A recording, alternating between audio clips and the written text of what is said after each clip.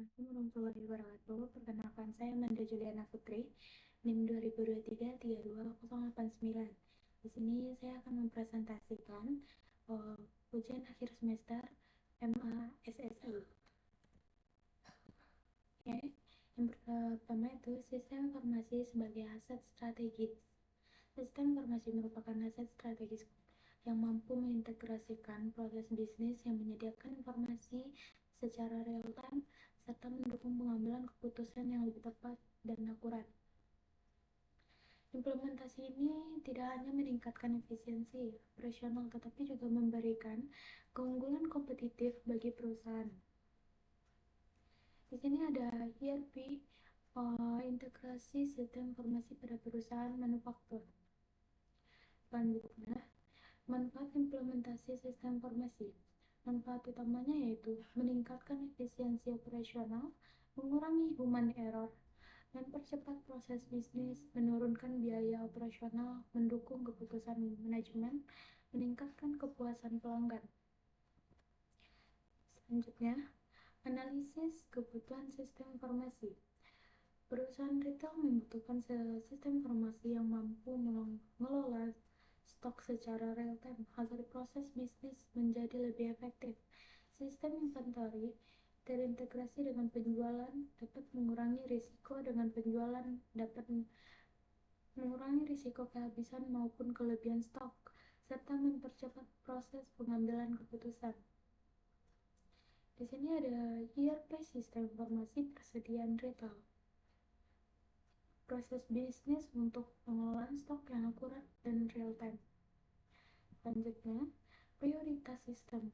Di sini ada inventory manajemen, dashboard persediaan, barcode scanner, reorder point, integrasi pos, laporan otomatis. Hasil pengelolaan stok menjadi lebih cepat, akurat, dan efisien. Selanjutnya, strategi build, is, buy. Dalam pengadaan sistem informasi, organisasi dalam memilih mengembangkan sistem sendiri build atau membeli aplikasi yang sudah tersedia atau buy. Keputusan ini harus mempertimbangkan biaya, waktu, implementasi, kebutuhan bisnis, dan sumber daya yang dimiliki perusahaan. Sini ada ERP build dan FIS versus buy. Selanjutnya ada perbandingan build dan buy, yaitu fleksibel dan implementasi cepat, sesuai kebutuhan dan biaya awal lebih rendah, waktu lebih lama, dukungan vendor, SDM internal, dan risiko lebih kecil.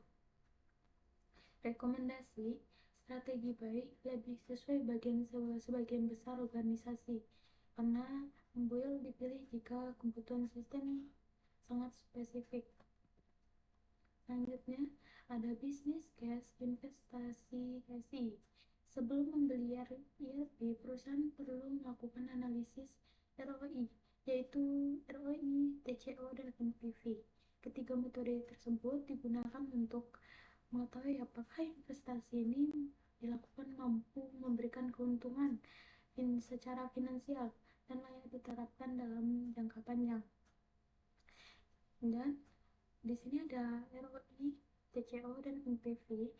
Yang pertama itu ROI mengukur keuntungan investasi. Terus TCO menghitung seluruh biaya kepemilikan sistem. NPV mengukur nilai investasi berdasarkan nilai waktu uang. Tujuan tersebut adalah membantu manajemen mengambil keputusan investasi secara objektif. Selanjutnya ada pemilihan vendor. Di sini pemilihan vendor merupakan salah satu faktor utama keberhasilan implementasi sistem informasi. Vendor dipilih harus memiliki pengalaman, teknologi yang sesuai, layanan purna jual, serta mampu memenuhi kebutuhan organisasi dalam jangka panjang. Dan kriteria pemilihan vendor tersebut: pengalaman, harga, fitur, keamanan, dukungan teknis, waktu implementasi, dan reputasi vendor. Selanjutnya di sini ada Agile, Project Management, dan Change Management.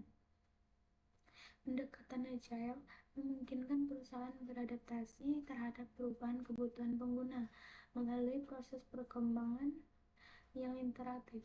Keberhasilan implementasi juga dipengaruhi oleh change management seperti sosialisasi, pelatihan, dan dukungan manajemen agar pengguna dapat menerima sistem baru dengan baik. Selanjutnya, ada evaluasi implementasi dan cloud computing. Indikator keberhasilannya itu ROI meningkat, produktivitas meningkat, kepuasan pengguna meningkat, efisiensi operasionalnya meningkat, dan keamanan datanya terjaga. Cloud computing dan SaaS, keuntungannya yaitu biaya lebih rendah, fleksibel, dan scalable. Risikonya yaitu vendor lock-in, keamanan data, dan ketergantungan terhadap internet. Selanjutnya di sini ada audit sistem informasi.